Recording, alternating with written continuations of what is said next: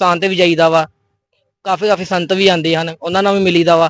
ਪਰ ਉਹ ਇੱਕ ਅਲੱਗ ਹੀ ਸੈਪਰੇਟ ਜਗ੍ਹਾ ਤੇ ਬੈਠ ਕੇ ਆਪਣਾ ਖਾਣਾ ਵੀ ਖਾਂਦੇ ਹਨ, ਚਾਹ ਵੀ ਪੀਂਦੇ ਹਨ, ਸਾਰਾ ਕੁਝ ਕੰਮ ਕਰਦੇ ਹਨ। ਪਰ ਤੁਹਾਡੇ ਵੱਲੋਂ ਵੇਖਿਆ ਗਿਆ ਵਾ ਇਸ ਨਿਰੰਕਾਰੀ ਮਿਸ਼ਨ ਵਿੱਚ ਤੁਹਾਡੇ ਵੱਲੋਂ ਵੀ ਕਿ ਤੁਸੀਂ ਸੰਗਤ ਦੇ ਨਾਲ ਬੈਠ ਕੇ, ਸੰਗਤ ਦੇ ਵਿੱਚ बैठ के अपना जड़ा लंगर जड़ा ग्रहण किया वा।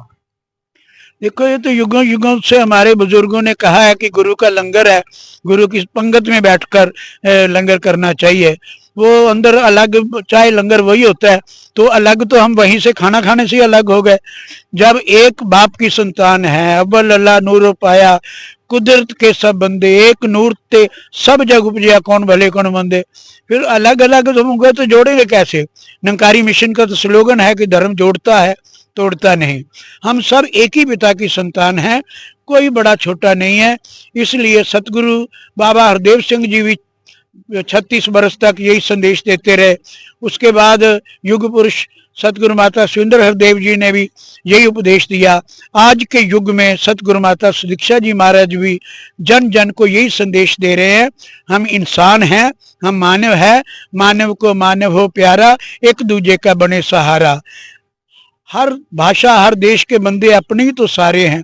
ये तो भारत की बात है, पूरे हिंदुस्तान के पूरी दुनिया में हमारे शास्त्रों में लिखा है वसुदेव कुटुंबकम। हम सब यूनिवर्सल ब्रदरहुड वाले ये निरंकारी मिशन के 5 सिद्धांत हैं। तन मन धन का अभिमान नहीं करना, ये ईश्वर की देन है। जाति वर्ण आश्रम का भी अभिमान नहीं करना, क्योंकि जाति वर्ण जो है हम सब एक ही जैसा हमारा सबका मटीरियल लगा हुआ है, छित जल पावक गगन समीरा, फिर हम अलग कैसे हो गए। तीसरा सिद्धांत, किसी के खाने पीने पहनने पर हमें नफरत नहीं करनी चाहिए, क्योंकि यूनिवर्सल ब्रदरहुड तो तभी बनेगा जब हम किसी के खाने पीने पहरावे पर आपत्ति नहीं करेंगे। चौथा सिद्धांत निरंकारी मिशन का ये है कि 10 9 की किरत कमाकर खाना है, मेहनत करके खाना है, किसी के ऊपर बोझ नहीं बनना, अर्थात वेशधारी साधु संत फकीर बनकर दुनिया में भ्रमण नहीं करना, गृहस्थ की मर्यादाओं का पालन करना है। हमारे तो वेदों शास्त्रों में भी लिखा है मातृदेवो भव, पितृदेवो भव, आचार्य देवो भव। माँ बाप का आदर करें, सत्कार करें, गुरुजनों का सत्कार करें। आज वो परंपरा हम भूल गए हैं। हमारे भगवान राम के लिए लिखा है प्रातः काल उठे रघुनाथा, माता पिता गुरु निवाए माथा। हमारी परंपरा तो ये है कि सुबह उठकर माँ बाप के चरण छूने चाहिए। पता नहीं कहाँ परंपराएं हमारी चलती जा रही हैं। इसलिए मैं इंद्रजीत शर्मा दास आपका ये प्रार्थना करेगा आपके टीवी चैनल से, आप जहाँ भी जाते हो वहाँ उनको ये उपदेश दो कि इन सब को मिलाओ, अलग अलग करने के बजाय ये सब एक है, एक ही पिता की, बाहर का डंबर नहीं, अंदर से हम एक है। मन तू जोत स्वरूप अपना मूल पहचान, मन हर जियो तेरे नाल है, गुरमति रंगमान। तो निरंकारी मिशन का यही उद्देश्य है कि हम ईश्वर के साथ जुड़े, परमात्मा के साथ जुड़े और परमात्मा की बनाई हुई रचना को प्यार करें। इस रचना को बिगाड़ने के बजाय संवारें। जब हम दुनिया में आए थे रचना कितनी सुंदर थी, इंसान ने बिगाड़ दी। और इंसानों को आज ये आदेश दिया जाता है, उपदेश दिया जाता है, संदेश दिया जाता है, प्रार्थना की जाती है, मन अनुभव। एक शायर ने भी कहा है, पूजूंगा नक्शे पाओ तेरे भगवान की तरह, इंसान को मिला करो इंसान की तरह। और हमारे एक फकीर ने कहा, मिट्टी का बुत बना के इसमें समा गया हूँ, यूं भी मैं खुदा हूँ, यूं भी मैं खुदा हूँ। तो ये निरंकारी मिशन का उद्देश्य है कि मानव अपने आप की पहचान करे और मानवता के कल्याण के लिए योगदान दे। उस काफिले में मुझे भी लगभग 60 साल हो गए, मेरी आयु भी 80 वर्ष की है। तो अब मैं कहता हूँ बची कुछ जिंदगी मानवता के कल्याण के लिए लग जाए। आपको कितना चिर हो गया इस निरंकारी मिशन में? निरंकारी मिशन में लगभग 60 वर्ष हो गए, मुझे 60 ईयर हो गए। और मेरे इस वाहन की शरीर की भी आयु लगभग 80 वर्ष की है। मैं 60 वर्ष से इस मिशन में, मेरी 3 संतानें बेटों के रूप में हैं, बहुएं हैं, पोते पोतियां, बहुत लंबा चौड़ा कुनबा है। लेकिन मैं और मेरी धर्मपत्नी दोनों 30-40 साल से मानवता के कल्याण के लिए, बच्चों ने अपने आप काम संभाले हुए हैं।